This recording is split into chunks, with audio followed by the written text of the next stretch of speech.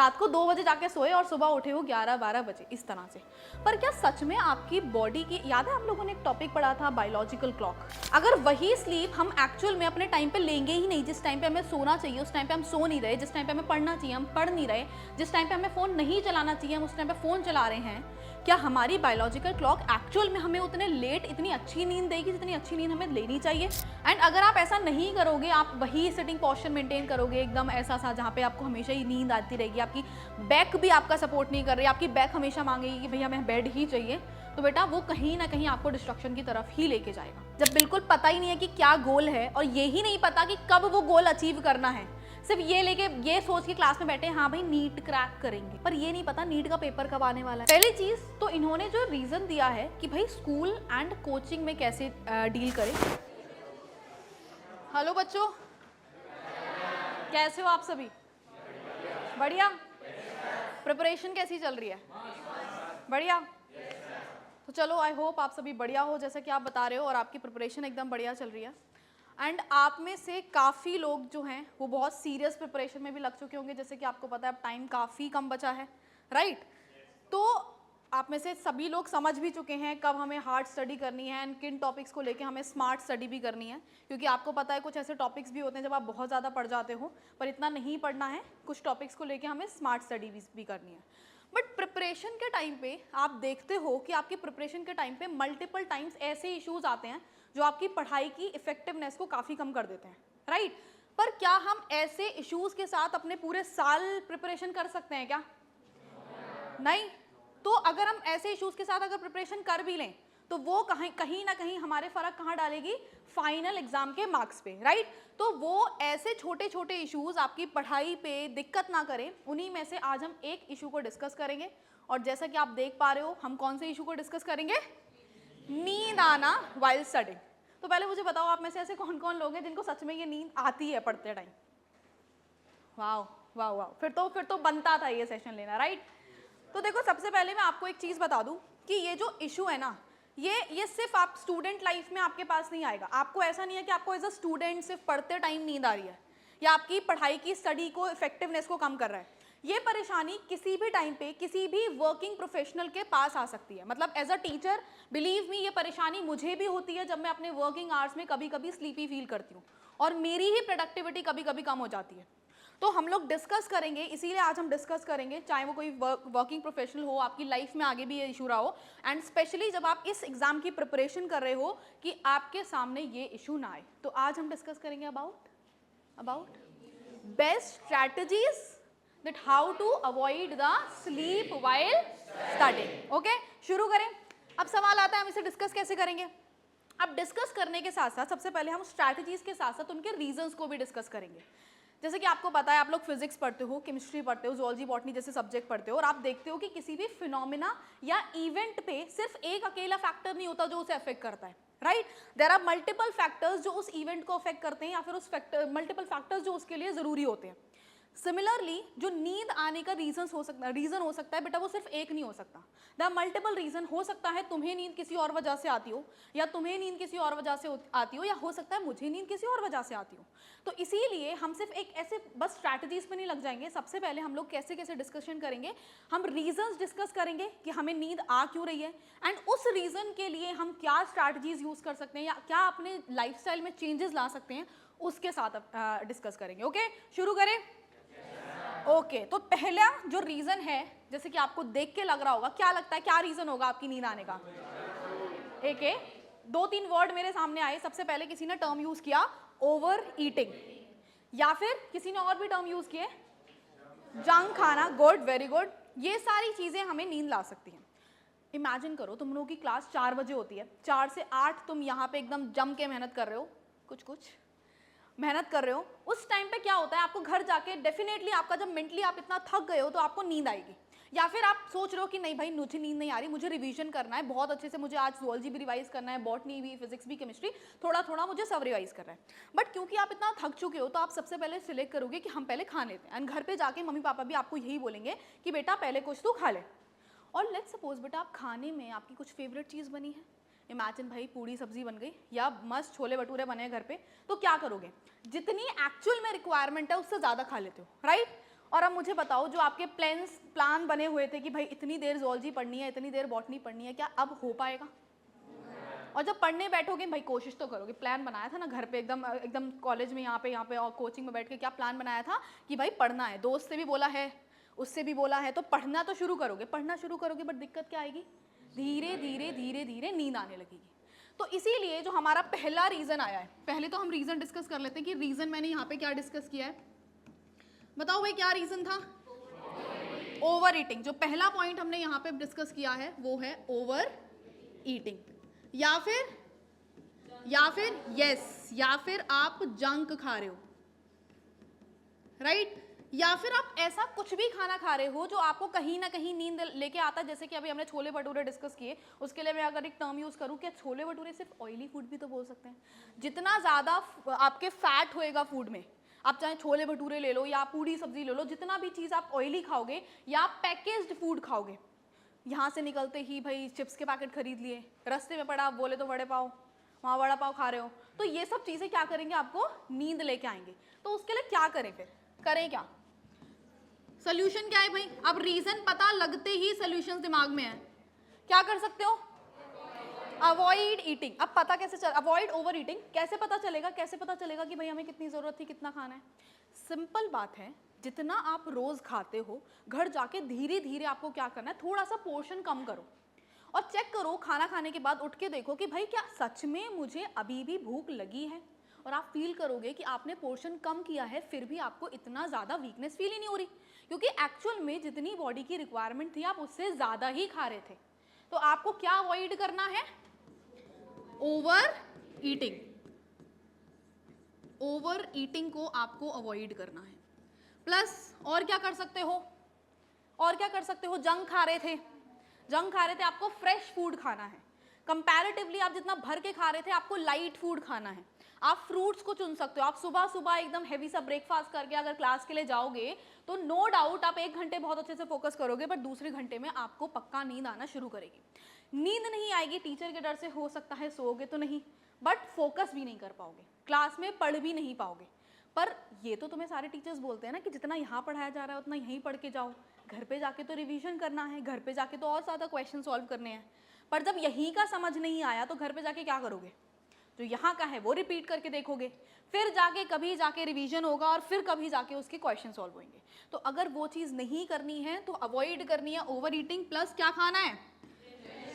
Light and fresh food खाना है। तो उसके लिए जैसे कि हमने डिस्कस किया, आप धीरे धीरे पोर्शन कम कर सकते हो और आप ऐसे खाने को उस टाइम ना खाएं जब आपको सच में बहुत ज़्यादा एक्टिव रहने की ज़रूरत है। आप जस्ट क्लास के लिए निकल रहे हो, उससे पहले बहुत हैवी नहीं खाना है। आप जस्ट पढ़ाई के लिए बैठने वाले हो, उससे पहले बहुत ज़्यादा नहीं खाना है। एंड एक और चीज़ कर सकते हो कि खाने के साथ साथ जब खाना पूरा हो जाए उसके बाद कम से कम 10 से 15 मिनट का वॉक करो। अगर वो वॉक कर लोगे तो कहीं ना कहीं आपकी एनर्जी डाइजेशन में पहले ही लग चुकी होगी। बेटा एक बात याद रखना, ये तो हम अपनी बायोलॉजी में भी पढ़ते हैं कि हमारी जो बॉडी की एनर्जी है वो मल्टीपल चीज़ों में एक साथ नहीं लग सकती, वो एक टाइम पे एक ही काम बहुत इफेक्टिवली कर सकती है। एंड एक्चुअल में रिवीजन के टाइम पे आप अपनी बॉडी को की एनर्जी को कहाँ चैनलाइज कर देते हो? डाइजेशन में, कि भाई तू डाइजेशन करता रहे। और क्या तुम सच में चाहते थे कि डाइजेशन 4, 5, 6, 7 घंटे चलता रहे? और वो 4-5 घंटे पे तो आपको पढ़ना भी था, और जब तक 4-5 घंटे में डाइजेशन खत्म होगा तब तक तो आपकी एनर्जी भी खत्म है और आप सो चुके होगे, राइट? और इसीलिए आप अगले दिन आके बहुत ज़्यादा वीक फील करते हो, बहुत ज़्यादा लेथार्जिक फील करते हो। तो आई होप ये रीज़न जिसके साथ भी आ रहा होगा अब नहीं आएगा, नहीं आएगा ना? पक्का? अच्छा कौन कौन था जो घर पे जाके ओवर ईटिंग करता है? ओके, और पक्का? सच तो कोई नहीं बताएगा, छोले भटूरे की बात है, कैसे छोड़ देंगे, है ना? कोई और? अच्छा ओवर ईटिंग ना करके बहुत ज़्यादा जंक खा रहा हो आजकल, किसी को लग रहा हो कि वो कोई जंक खा रहा है। ओके, और कोई ऐसा हो कि भाई क्योंकि अच्छा खाना था तो कल का भी खा लेंगे, था क्या? नहीं? चलो ये तो बहुत अच्छी बात है, बट अगली बार से जो भी ओवर ईटिंग कर रहे हैं, जो भी जंक खा रहे हैं, जो भी पैकेज फूड पे थोड़ा सा ज़्यादा चले गए हैं, बेटा उनको अवॉइड करेंगे, ठीक है? चलो नेक्स्ट रीज़न की तरफ चलते हैं। चलो भाई नेक्स्ट रीज़न जो कहीं ना कहीं भाई तुम्हें परेशान करता ही है वो है ओवर थिंकिंग। गुड। और स्ट्रेस, ठीक है? एंजाइटी, हाँ, ऐसे वर्ड्स तुमसे सुन के बड़ी खुशी होती है मुझे, है ना। Oh my God, depression, good.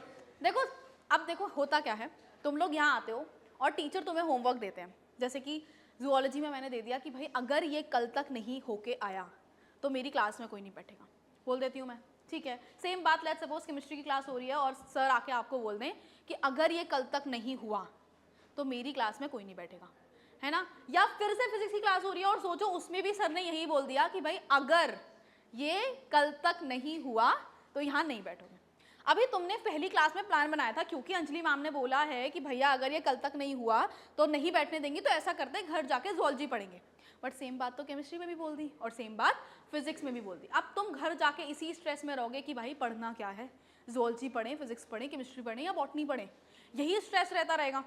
तो उसके लिए आप अगले दिन देखोगे कि एक्चुअल में आप कुछ नहीं पढ़ के आए हो, आप ना बॉटनी पढ़ के आए, ना जूलॉजी पढ़ के आए, ना केमिस्ट्री, ना फिजिक्स, और किया क्या पूरी रात सोचते रहे, अरे ये कर लेते, अरे वो कर लेते, अरे ये कर लेते। तो ये जो स्ट्रेस है बेसिकली आपको उसने दो चीज़ें की, एक चीज़ तो ये की कि आप उस स्ट्रेस की वजह से बिल्कुल पढ़ ही नहीं पाए, और दूसरी चीज़ उस स्ट्रेस ने की वो ये की थी कि आप अपनी नींद भी प्रॉपर तरीके से नहीं ले पाए। तो यहाँ पे मैं दो चीज़ें एक साथ डिस्कस करूँगी कि एक और रीज़न हो सकता है जिस वजह से आपको नींद नहीं आ रही। एक तो हो सकता है स्ट्रेस, और स्ट्रेस के साथ साथ हर वो कारण जिसकी वजह से आपको नींद कम आ रही है, यानी इम्प्रॉपर स्लीप टाइमिंग। अब आप इतना सोच रहे थे कि आप हो सकता है रात को 2 बजे जाके सोए, हाँ पढ़े नहीं हो ना, रात को 2 बजे जाके सोए और सुबह उठे हो 11-12 बजे इस तरह से। पर क्या सच में आपकी बॉडी की, याद है आप लोगों ने एक टॉपिक पढ़ा था बायोलॉजिकल क्लॉक, याद है, सर्केडियन साइकिल जिसे हम बोलते हैं। तो हमारी बायोलॉजिकल क्लॉक तो हमें उसी टाइम पे अलाउ करती है ना, अच्छी नींद, अच्छा खाना पीना खाना, अच्छी एनर्जी, जिस टाइम पे एक्चुअल में रेगुलर टाइम पे करते हैं। अगर वही स्लीप हम एक्चुअल में अपने टाइम पे लेंगे ही नहीं, जिस टाइम पे हमें सोना चाहिए उस टाइम पे हम सो नहीं रहे, जिस टाइम पे हमें पढ़ना चाहिए हम पढ़ नहीं रहे, जिस टाइम पे हमें फ़ोन नहीं चलाना चाहिए हम उस टाइम पे फ़ोन चला रहे हैं, क्या हमारी बायोलॉजिकल क्लॉक एक्चुअल में हमें उतने लेट इतनी अच्छी नींद देगी जितनी अच्छी नींद हमें लेनी चाहिए? नो। तो क्या हमें अपनी स्लीप साइकिल बिगाड़नी है? नहीं। तो याद रखना, तो हमारे को एक चीज़ और करनी है कि हमारी जो स्लीप साइकिल है उसकी जो एक्चुअल टाइमिंग है, अगर आप रात को 9 बजे सोने जाते हो या आप रात को 10 बजे सोने जाते हो तो आप कोशिश करो कि आप रोज़ उसी टाइम पे सोने जाओ। हाँ आधा घंटा आगे पीछे हो सकता है, वो कोई इशू नहीं है, पर क्या होना चाहिए कि उसी टाइम पे आप सोने जाओ जिसकी वजह से आपकी बॉडी की जो बायोलॉजिकल क्लॉक है वो भी पहचान जाए कि एक्चुअल में आप चाहते क्या हो। जब आप खुद को ही इतना कंफ्यूज रखोगे तो कैसे चलेगा, राइट। जब आपकी बॉडी को नहीं पता कि आप कब सोने वाले हो, कब सोना चाहते हो, तो कुछ नहीं हो पाएगा, राइट। तो उसके लिए आपको क्या करना है भाई, क्या सॉल्यूशंस हैं इसके? यस, आपको एक प्रॉपर स्लीप टाइमिंग रखनी है, प्रॉपर आपकी क्या होना चाहिए, स्लीप टाइमिंग होनी चाहिए। और स्ट्रेस के लिए क्या करना है भाई, स्ट्रेस को अवॉइड करना पड़ेगा, आपको स्ट्रेस को अवॉइड करना पड़ेगा। अब जैसे जिस स्ट्रेस का मैंने एग्जांपल लिया था, क्या लिटरली उसका कोई सोल्यूशन था नहीं? आप ऐसा भी तो कर सकते थे, उन 3 सब्जेक्ट में से कम एक सब्जेक्ट पढ़ लेते, हो सकता था ना। और बाकी जब आपको पता है अपने तीनों सब्जेक्ट पढ़े ही नहीं है तो किसी ना किसी क्लास में से निकलने वाले हो या फिर टीचर से डांट खाने वाले हो, तो क्या सच में तीनों की डांट खाने की जरूरत थी क्या? एक से तो बच सकते थे ना। तो एक से क्या कर सकते थे, आप एक सब्जेक्ट को पढ़ सकते थे, बट आपको लगता है कि आप नहीं पढ़ पा रहे थे तो आप एक सब्जेक्ट पढ़ के किसी बाकी 2 टीचर से डिस्कस तो कर सकते थे ना। आप मुझे ये बताओ सोच के कि आपके सच में कोई ऐसे टीचर हैं या कोई भी ऐसा है कि भाई आप बोलोगे कि आप किसी वजह से नहीं पढ़ पाए तो वो आपको सच में क्लास से निकालेंगे? सोच के देखो, एक्चुअल में था क्या ये कि सच में जिस चीज़ के लिए आपने इतना ओवरथिंक किया, इतना स्ट्रेस लिया, क्या सच में वो कोई इशू था भी? नो। और बिलीव मी, जब जितनी भी चीज़ों को लेके आप बहुत ज़्यादा स्ट्रेस लेते हो, ओवरथिंक करते हो, एक्चुअल में वो इश्यूज होते ही नहीं हैं। आप सोचो, आप 15 दिन पहले या 1 महीने पहले जिस भी चीज़ को लेके बहुत स्ट्रेस में थे, बहुत स्ट्रेस में, हो सकता है आपके स्ट्रेसेस अलग हो, आपके स्ट्रेस अलग हो, पर क्या आज आप 15 दिन बाद जब वो स्ट्रेस चला गया है, जब आप उसके बारे में नहीं सोच रहे हो, आज सोच के हमें लगता है कि एक्चुअल में जिसके बारे में हमने इतना सोचा, इतना परेशान हुए, वो एक्चुअल में इतनी बड़ी प्रॉब्लम थी भी या नहीं थी? नहीं होती। तो बिलीव मी बेटा, स्ट्रेस लेने की ज़रूरत नहीं है। उसके लिए आप एक काम कर सकते हो, जो भी आपको स्ट्रेस दे रहा है पहले तो उससे बात कर लो। अगर वो टीचर्स भी हैं तो आप टीचर से भी बात कर लो, ठीक है। तो इसके लिए आप क्या कर सकते हो, बातें कर सकते हो अपने टीचर से। और फिर अगर आपको लगता है कि स्ट्रेस किसी और तरह का है, कि भैया टीचर सॉल्व नहीं कर सकते, टीचर से हमें उस बारे में डिस्कशन नहीं करना, तो जाके अपने पेरेंट्स से डिस्कस कर लो। आप और किससे बातें कर सकते हो? अपने पेरेंट्स से बातें कर सकते हो। और बाकी तो हम डिस्कस करते ही है ना इस बारे में कि आपकी हर प्रॉब्लम के समाधान करने वाला आपका दोस्त, आपका दोस्त। तो किससे जाके बात करनी है? फ्रेंड से जाके बात करनी है ना। हाँ, पता नहीं वो अच्छे आइडियाज देता है या नहीं देता, बस आपके उससे बात करने के बाद सारे स्ट्रेस जरूर कम हो जाते हैं। और एक्चुअल में हमारा टारगेट क्या है यहाँ पे?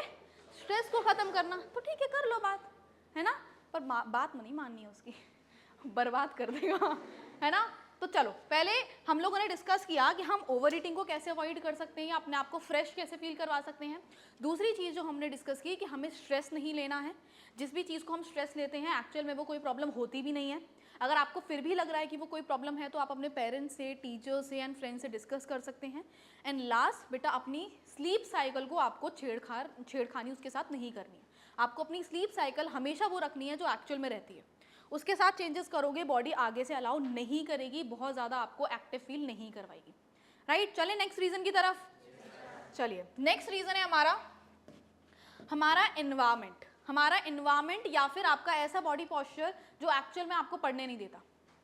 दो चीज़ें हैं बेटा, एक तो जैसे कि आप सपोज करो आप ऐसे रूम में, हम एक कंडीशन इमेजिन करते हैं, आप ऐसी जगह पे पढ़ रहे हो जहाँ पे बहुत ज़्यादा ना चीज़ें फैली हुई हैं, बहुत मेसी चीज़ है, आपकी स्टडी टेबल इतनी मेसी है, वहाँ पे पानी की बॉटल भी रखी है, आपने थोड़ी देर पहले पिज़्ज़ा खाया था ना, वो उसका डब्बा भी रखा हुआ है, और आपकी बुक्स भी रखी हैं वहीं पर, आपके पेन भी रखे हैं। और एक इमेजिन करो कि आप ऐसी जगह पे पढ़ रहे हो जहाँ पे जिस टेबल पे सिर्फ वो बुक्स हैं, वो कॉपीज़ हैं, वो पेन है जिसकी रिक्वायरमेंट आपको जस्ट अभी है। मुझे बताओ कि आप कहाँ पे ज़्यादा डिस्ट्रैक्टेड फील करोगे? फर्स्ट वाली कंडीशन में, जहाँ पे बहुत ज़्यादा चीज़ें मैसी हैं। एंड जब आप बहुत ज़्यादा डिस्ट्रैक्टेड फील करते हो, आपका कहीं ना कहीं पढ़ाई से मन हटेगा, और जब पढ़ाई से मन हटेगा तो कहीं ना कहीं तो जाएगा। तो या तो आप फ़ोन उठाओगे या आप बहुत ज़्यादा वीक फील करोगे, तो नींद आने लगेगी।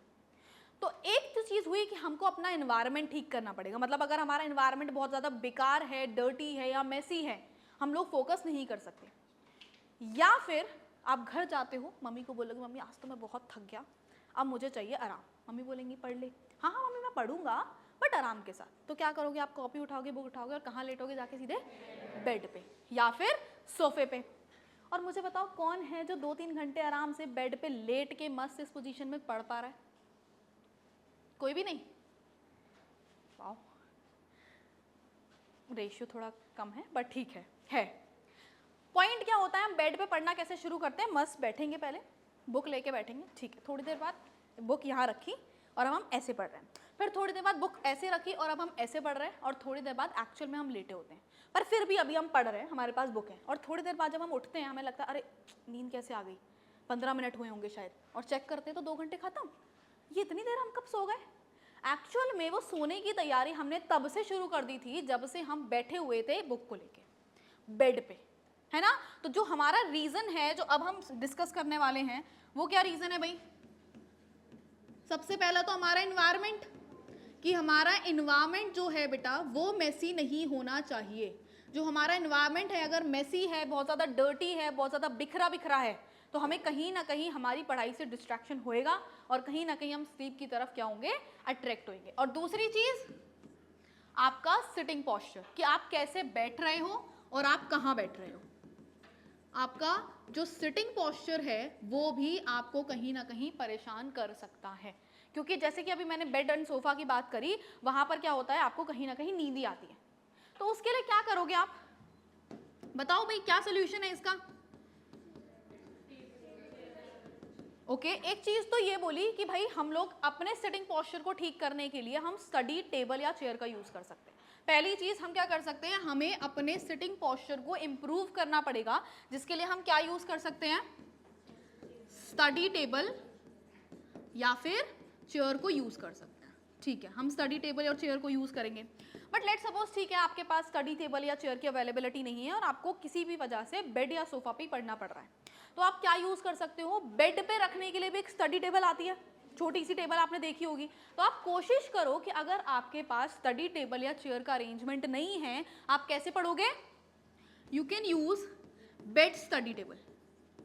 जो बेड के लिए स्टडी टेबल आती है आप वो भी यूज कर सकते हो।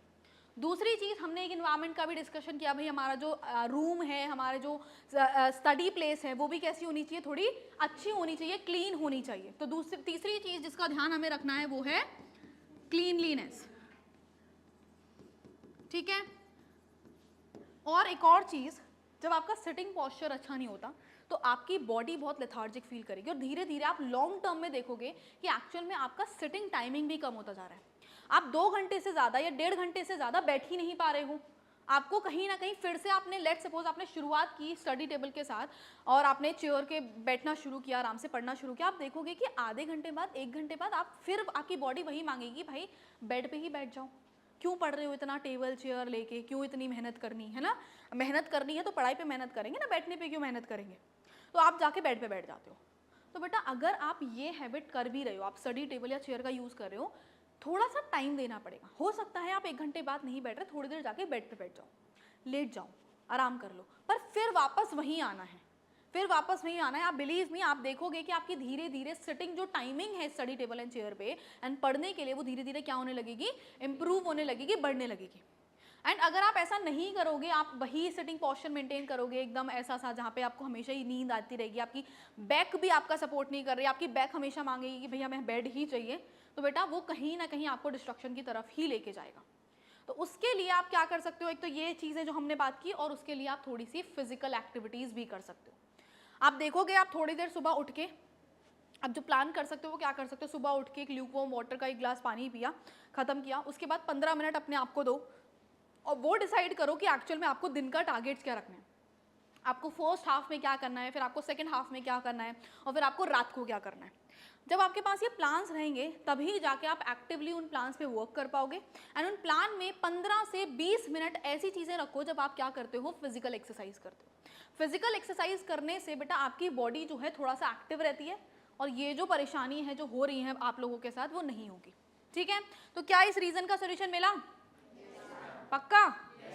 नेक्स्ट रीज़न की तरफ चलें। नेक्स्ट एंड बड़ा पॉपुलर सा रीज़न, आपकी पढ़ाई में मन ना लगना। बिल्कुल ऐसा मोनोटोनस आपकी स्टडी रूटीन्स हो गई हैं कि भाई आप कुछ भी कर लो, कुछ भी चेंजेस कर लो, आपसे हो ही नहीं पा रहा। मोनोटोनस स्टडी रूटीन होती है बेटा ऐसी चीज़ जो आप घिसी पिटी पुरानी तरीका यूज़ किए जा रहे हो, जो आप 2 साल पहले जिस तरह से पढ़ रहे थे आज भी आप उस तरह से पढ़ रहे हो, और आगे भी आप उसी तरह से पढ़ने की सोच रहे हो। तो वो मोनोटोनस जो स्टडी रूटीन्स होते हैं, जो आपकी बॉडी बहुत टाइम से फील कर रही है, बट आपकी बॉडी चाहती है कि अब उसमें चेंज हो, और वो चेंज आप नहीं कर रहे। जैसे कि मैं क्लास में हमेशा डिस्कस करती हूँ, आपको बायोलॉजी अच्छी लगने लग गई, आपको लगा कि हाँ भाई बायोलॉजी आसान है इसीलिए आपको अच्छी लगने लगी, और जब भी मम्मी पापा पढ़ने के लिए कह रहे हो क्या उठाओगे, बायोलॉजी की बुक। मम्मी पापा को लगेगा आप पढ़ रहे हो, बट हमेशा आप क्या पढ़ रहे हो, बायोलॉजी। क्या सच में एक सब्जेक्ट से आपका एग्जाम क्लियर हो सकता है? नहीं हो सकता। आप फुल ले आओ उस सब्जेक्ट में, आप फुल ले आओ, तब भी हो सकता है क्या? नहीं हो सकता। तो आपको क्या करना पड़ेगा, सबसे पहले तो मैं रीज़न लिख देती हूँ कि भाई क्या कारण है जिस वजह से इधर हमें नींद आने की चांसेस है, कि आपकी जो स्टडी रूटीन है वो बहुत ही ज़्यादा वीक हो गया है, बहुत ही ज़्यादा नीरस हो गया है। मोनोटोनस जो स्टडी रूटीन होता है वो आपको कहीं ना कहीं वीक फील कराएगा, और जब आप वीक फील करोगे आप अपनी पढ़ाई छोड़ोगे और नींद की तरफ भागोगे। तो उसको अवॉइड करने के लिए क्या कर सकते हैं, बताओ क्या कर सकते हो? क्या करोगे अगर आपको पता चल गया, आपको एक रीज़न पता चल गया कि एक्चुअल में आपको नींद आने का कारण है आपकी मोनोटोनस स्टडी रूटीन्स, तो आप अपने स्टडी रूटीन्स में क्या करोगे, चेंजेस करोगे, उन स्टडी रूटीन्स को थोड़ा सा इंटरेस्टिंग बनाओगे। और जब आपको लग ही गया है कि हाँ भाई जो सब्जेक्ट हमें सच में इतना अच्छा लगता है उसे भी पूरे मार्क्स ला के हमारा पेपर क्लियर नहीं कर पाएंगे, तो हमें कहीं ना कहीं कुछ ऐसी चीज़ें करनी पड़ेंगी जिसमें हमारे वो सब्जेक्ट भी इंक्लूड हो जो एक्चुअल में हम कम पढ़ रहे हैं। तो आपको क्या करना है, सबसे पहले ये आइडेंटिफाई करना है कि आपकी पूरे दिन का एक्टिव टाइम कौन सा है।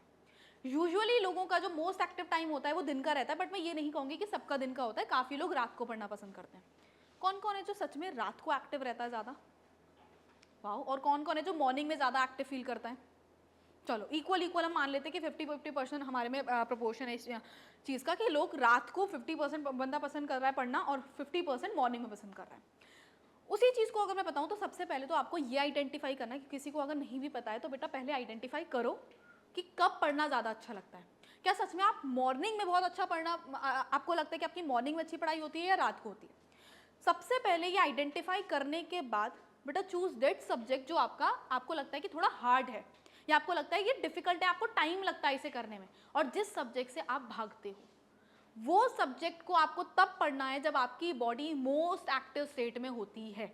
और वो सब्जेक्ट जो एक्चुअल में आपका फेवरेट है, जो आपको सच में ही आसान लगता है, उसे तो आप तब भी पढ़ सकते हो ना जब आप थोड़े से कम एक्टिव फील कर रहे हो, क्योंकि वो तो आपका फेवरेट है, आपको तब भी कम एफर्ट्स में भी उसमें काम चल जाएगा। तो सबसे पहले बेटा आपको आइडेंटिफाई करना है, क्या आइडेंटिफाई करना है? मोस्ट एक्टिव फेज, आपकी बॉडी का मोस्ट एक्टिव फेज कौन सा है वो आइडेंटिफाई करना है। Identify your most active phase. अब कुछ भी मान लेते हैं, किसी का मॉर्निंग में हो सकता है और किसी का नाइट में हो सकता है, रात को हो सकता है। अभी मैं यूजुअली इमेजिन कर लूँ कि वो मॉर्निंग में है, ऐसा इमेजिन करो, आप मान लो आपका अगर रात को तो आप नाइट में इमेजिन करना। तो अगर मैं बात करूँ यूजुअली जो वो एक्टिव फेज है वो कब है, कब है? ठीक है, मॉर्निंग में। तो आपको मॉर्निंग में क्या पढ़ना है भाई? वो सब्जेक्ट जो आपको डिफिकल्ट लगता है, या वो सब्जेक्ट जिसमें आपको लगता है कि आप ज्यादा एफर्ट्स करने पड़ेंगे, राइट? तो आपको क्या पढ़ना है? डिफिकल्ट सब्जेक्ट लिख सकते हैं। सब्जेक्ट ना लिख के हो सकता है किसी सब्जेक्ट का वो टॉपिक हो, डिफिकल्ट टॉपिक्स भी बोल सकते हैं, ठीक है? या फिर ऐसा टॉपिक विच डिमांड्स ज्यादा से ज्यादा एफर्ट्स, ओके? और एक टाइम हो सकता है जब आप लेस एक्टिव फील करोगे, वो टाइम यूजुअली कौन सा होता है? नाइट के टाइम पे, फॉर सम पीपल वो दिन में भी हो सकता है ऑब्वियसली। तो उस टाइम पे आपको कौन सा सब्जेक्ट पढ़ना है? इजी सब्जेक्ट या फेवरेट सब्जेक्ट, है ना? फेवरेट सब्जेक्ट बोल सकते हो, या फेवरेट टॉपिक बोल सकते हो, या इंटरेस्टिंग टॉपिक्स भी बोल सकते हो, ठीक है? तो ऐसे टॉपिक्स को जिनमें आपको लगता है आपके एफर्ट्स, आपको बहुत ज़्यादा एफर्ट्स करने की जरूरत नहीं पड़ती, उस टाइम पे आप कौन से सब्जेक्ट आप कब पढ़ सकते हो? जब आपका थोड़ा सा कम एक्टिव फेज हो। या फिर अगर किसी को लगता है भाई ये स्ट्रैटेजीज मेरे लिए वर्क नहीं करती, तो आइडेंटिफाई वो स्ट्रैटेजी जो आपके लिए वर्क करती है। हो सकता है आप कॉम्बिनेशन में पढ़ना पसंद करते हो, आप मोस्ट एक्टिव में, ठीक है हम शुरुआत करेंगे with our difficult subject, but आपको लगता है कि वो डिफिकल्ट सब्जेक्ट के साथ मैं बहुत ज़्यादा देर तक नहीं बैठ सकती या बैठ नहीं सकता मैं बहुत देर, तो आप क्या करो, 1.5 घंटे या 2 घंटे उसे पढ़ने के बाद आप क्या करो, सिर्फ उस सब्जेक्ट पे आ जाओ जिसमें आपको कम एफर्ट लग रहे हो। बहुत ज़्यादा नहीं पढ़ना, सिर्फ उस सब्जेक्ट को रिवाइज कर लो, खत्म करो, फिर 15-20 मिनट का ब्रेक लेके वापस आ जाओ अपने डिफिकल्ट टॉपिक पे। पॉइंट ये है कि आपको अपनी बॉडी को आइडेंटिफाई करना पड़ेगा कि आपकी बॉडी एक्चुअल में कौन सी स्ट्रैटेजीज को सिलेक्ट करने के लिए रेडी है। शुरुआत कर सकते हो इस स्ट्रैटेजी के साथ कि आप डिफिकल्ट वो मोस्ट एक्टिव फेज पे डिफिकल्ट टॉपिक शुरू करोगे एंड लेस एक्टिव पे फेवरेट सब्जेक्ट सिलेक्ट कर सकते हो। बट अगर आपको ये वर्क नहीं कर रहा है, you can change the strategy, combination में पढ़ के देखो, और उसके बाद भी वर्क नहीं करता, आप अपने टीचर से आके भी बात कर सकते हो, ठीक है? मिला भाई इस सोल्यूशन, इस प्रॉब्लम का सोल्यूशन? पक्का? आगे चले? चलिए बढ़ते हैं अपने अगले टॉपिक की वजह से, अपने रीजन की वजह से। रीजन क्या है कि भाई जब पता ही नहीं है कि क्या करना है, जब बिल्कुल पता ही नहीं है कि क्या गोल है, और ये ही नहीं पता कि कब वो गोल अचीव करना है, सिर्फ ये लेके ये सोच के क्लास में बैठे हाँ भाई नीट क्रैक करेंगे, पर ये नहीं पता नीट का पेपर कब आने वाला है, ये नहीं पता कितना टाइम बचा है, ये नहीं पता कब तक फिजिक्स खत्म करनी है, कब तक केमिस्ट्री खत्म करनी है। तो आपकी बॉडी को सच में पता है कि आपकी बॉडी को कितना एक्टिव रहना है या नहीं रहना? पता होगा क्या?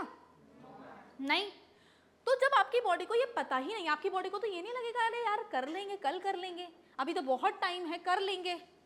तो इसके लिए जब आपकी बॉडी को यही नहीं पता कि इतनी जल्दी पेपर आने वाला है, इतना कम टाइम है, और कम टाइम है तो हमें रेगुलरली बहुत एक्टिव रहना पड़ेगा, रेगुलरली पढ़ाई करनी पड़ेगी। जब बॉडी को पता ही नहीं है तो बॉडी तो रिलैक्स मोड में रहेगी ना, और जब बॉडी रिलैक्स मोड में रहेगी तो आपको क्या आएगी?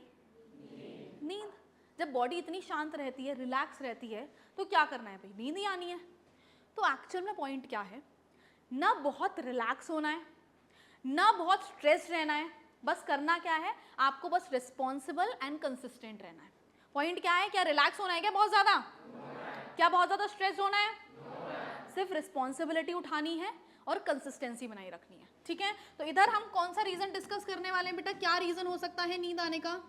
भैया गोल सेटिंग ही नहीं की, कुछ गोल ही नहीं बनाया, कुछ पता ही नहीं है कि अब तक कौन सा केमिस्ट्री खत्म करना है, कब तक फिजिक्स खत्म करना है, कब बॉटनी और कब जूलॉजी। जब पता ही नहीं है तो बॉडी रहेगी मोस्ट रिलैक्स फेज में। तो हमारा इधर कारण है नो गोल सेटिंग, और जब गोल्स ही सेट नहीं है तो कुछ नहीं हो सकता। तो क्या कर सकते हैं इसके लिए? सोल्यूशन, कोई सोल्यूशन क्या करें? गोल्स बनाने हैं। गोल तो पता है ना, नीट का पेपर देना है, तो क्या करें अब क्या करें? एग्जैक्टली बिल्कुल। आपको अब क्या करना है, छोटे छोटे प्लानर्स बनाने हैं। या आप एक काम कर सकते हो, जब आपको पता है कि लगभग मई के स्टार्टिंग में आपका पेपर आ जाना है, तो मई के एक महीने पहले तक का आपको क्या बनाना है, एक रफ प्लानर बनाना है। पहली चीज जो आपको करनी है वो क्या करनी है, एक रफ प्लानर बनाना है। जब आप रफ प्लानर बनाते हो बेटा, मैं क्या कह रही हूँ, रफ प्लानर, मैं ये नहीं कह रही कि आपको एकदम स्ट्रिक्ट प्लानर बनाना है, ऐसा प्लानर कि अगर आपने एक भी दिन फॉलो नहीं किया तो भूल जाओ कि भैया नीट होने वाला है, ऐसा प्लानर नहीं बनाना। आपको एक रफ प्लानर बनाना है कि मेरे इस महीने तक ये कंप्लीट हो जाना चाहिए, मेरा इस मंथ तक ये वाला सब्जेक्ट होना चाहिए और इस मंथ तक ये सब्जेक्ट हो जाना चाहिए। जब आप एक रफ प्लानर बनाते हो, उस रफ प्लानर को अचीव करने के लिए बेटा आप शॉर्ट ऑब्जेक्टिव्स बनाओ। कि आपने क्या करा कि 2 दिन के ऑब्जेक्टिव्स बनाया कि भैया अभी केमिस्ट्री का टेस्ट आने वाला है और मेरा प्लानर भी यही अलाउ कर रहा है कि मेरे को केमिस्ट्री पहले खत्म करनी है, तो मैं केमिस्ट्री प्रिपेयर करता हूँ पहले। और आप क्या करो, वो प्लानर आपको, मैंने पहले भी डिस्कस की है ये चीज़ कि आपको बहुत हार्ड सा प्लानर नहीं बनाना कि आप एक कह रहे हो कि 3 महीने में मुझे ये चीज़ खत्म कर देनी है बाई एनी कॉस्ट, कि भैया मेरे को 11th भी पूरा रिवाइज होना चाहिए, मुझे 12th के ये वाले चैप्टर्स भी हो जाना चाहिए। बेटा वो होगा ही नहीं, वो नहीं होगा। अगर होता है तो बहुत अच्छी बात है, बट अगर खुद को इतना ज़्यादा पुश करोगे कि अगले दिन ही टूट जाओ, अगले दिन ही हिम्मत हार जाओ, वो हम नहीं चाहते। तो कैसे प्लानर बनाना है कि खुद को भी मोटिवेशन रहे, बॉडी को भी पता रहे कि हाँ भाई अभी बाकी है ये, तो थोड़ा सा एक्टिव रहना है। बॉडी को जब पता रहेगा तभी जाके बॉडी एक्टिव रहेगी और आपको सोने नहीं देगी, और तभी आपको रात को ऐसा लगेगा कि हाँ भाई अभी कुछ बाकी है, थोड़ा सा पढ़ लेते हैं तभी सोएंगे, जल्दी से नींद नहीं आएगी। पहली चीज़ तो आपको एक रफ प्लानर बनाना था, और दूसरी चीज़ है कि आपको छोटे छोटे क्या बनाने हैं, ऑब्जेक्टिव्स बनाने हैं। Make short objectives. Short objectives कितने शॉर्ट हो सकते हैं? ऐसा नहीं कि भैया 2 घंटे का प्लानर बना रहे हो, हर 2 घंटे में प्लानर ही खेल रहे हो। जब प्लानर खेलते रहोगे फिर तो हो गया नीट, कोई भी एग्जाम नहीं हो सकता अगर आप प्लानर ही खेलते रहोगे। तो आपको शॉर्ट ऑब्जेक्टिव्स बनाते हैं। आप बना सकते हो 1 वीक का, 1 हफ्ते का बना सकते हो, या फिर 1 महीने का भी बना सकते हो। पर अगर आप थोड़ा सा भी बड़ा ऑब्जेक्टिव बना रहे हो कि आपने 1 महीने के लिए चीज़ें सिलेक्ट करके रखी हैं, बेटा try to analyse your performance in every 10 days. हर 10 दिन में अपनी परफॉर्मेंस को देखो कि क्या जितना सोचा था उतना अचीव हो पा रहा है या नहीं हो पा रहा, या कहीं ऐसा तो नहीं आपने इतना इम्प्रैक्टिकल सा प्लान बना रखा है कि एक्चुअल में वो आपसे अचीव ही नहीं होने वाला। और जब अचीव नहीं होगा, इम्प्रैक्टिकल सा आपने प्लानर बनाया है, तो जब तीन सेटिंग में देखोगे, 10 दिन बाद, 30 दिन बाद देखोगे, तो वो आप देखोगे कि एक्चुअल में आपसे नहीं हो रहा। तो आपको पहली चीज़ तो प्रैक्टिकल प्लानर बनाना है, और आपको नहीं पता कि प्रैक्टिकल क्या चीज़ है, इम्प्रैक्टिकल क्या चीज़ है, तो आप अपने परफॉर्मेंस को एनालाइज करो कि क्या एक्चुअल में जो प्लानर आप बना रहे हो उस तरह की परफॉर्मेंस दे रहे हो या नहीं दे रहे हो। और अगर परफॉर्मेंस दे रहे हो बहुत अच्छी बात है, फिर तो आपका प्लानर बहुत अच्छा है। बट आपको लग रहा है कि नहीं भाई मेरे को परफॉर्मेंस इतनी अच्छी जा रही है कि मेरे को अभी भी टाइम बच जाता है, तो आप अपने प्लानर को थोड़ा सा बढ़ा सकते हो कि हाँ भाई जो चीज़ अब मुझे 10 दिन में कवर करनी थी, अब मैं उसे 8 दिन में कवर करूँगा। बट आपने ऐसा प्लानर बनाया है कि जो चीज़ दिन आपको 3 दिन में कवर करनी थी वो आपसे 8 दिन में कवर हो रही है। क्या वो एक प्रैक्टिकल प्लानर है? तो कोई बात नहीं, शुरू में गड़बड़ होगी, पर आप उस प्लानर को चेंज कर सकते हो। उस टॉपिक को थोड़ा सा ज़्यादा टाइम दो, उस टॉपिक को टाइम बढ़ा दो, फिर एनालाइज करो 10 दिन बाद कि अब मुझसे हो रहा है या नहीं। अब देखोगे धीरे धीरे कि आपसे खुद से एक प्रैक्टिकल प्लानर बन जाएगा। आप खुद से देख पाओगे कि आपकी बॉडी क्या चीज़ अलाउ करती है और क्या चीज़ अलाउ नहीं करती है। ठीक है, तो आपको लास्ट क्या करना है, सबसे पहले तो प्लानर, एक रफ प्लानर बनाना है जो आपको आपके बिल्कुल एम तक बताएगा कि अच्छा ये टाइम है, मैं इस टाइम पे रिवीजन करूंगा, मैं ये वाला चीज़ यहाँ तक खत्म कर दूंगा। और उस चीज़ को खत्म करने के लिए आपको क्या बनाने पड़ेंगे, शॉर्ट ऑब्जेक्टिव्स बनाने पड़ेंगे, जिसको आपको एनालाइज करना पड़ेगा आफ्टर एवरी 5 डेज और 10 डेज। वो आप पे डिपेंड करता है कि आप कैसी स्ट्रैटेजीज यूज़ करते हो। तो ये थी भाई आज की स्ट्रैटेजीज, 5 हम लोगों ने स्ट्रैटेजीज डिस्कस की हैं। होप आपको बहुत अच्छा लगा होगा, हेल्प करी होगी। किस किस को लगता है कि उसके रीजंस यहाँ पे काउंट हुए हैं? वाह, किसको लगता है कि अब जो स्ट्रैटेजीज हमें मिली हैं हम उसको यूज़ करेंगे?